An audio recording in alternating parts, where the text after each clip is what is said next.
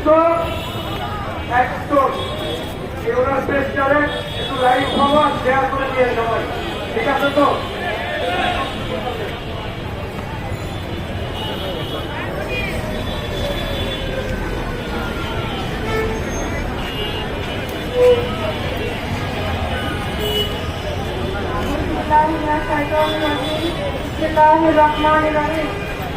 প্রথমে শুক্রিয়া জ্ঞাপন করি সেই মহান রাষ্ট্র আরাধনের প্রবর্তনে যিনি আমাদেরকে আশাপূর্ণ হিসাবে দুনিয়াতে বৃদ্ধি করেছেন। কারণ জানাই আমার সামনে উপস্থিত আমরা বর্তমান কমিটির সম্মানিত সদস্যবৃন্দ এবং মিডিয়া কর্মী এবং আমার সহযোদ্ধা সহকর্মী ভাই ও বোনেরা, আসসালামু আলাইকুম। আমি আবারও বলতে চাই, আমরা সেই নির্যাতিত, নিষ্কাশিত, অবহেলিত, বৈষম্যের শিকার স্বতন্ত্র ইসলামী মাদ্রাসার শিক্ষক শিক্ষিকা। আমরা জানি কেউই ভালো নেই, এখন আমরা কেউ ভালো নেই, আর ভালো থাকার কথাও নয়।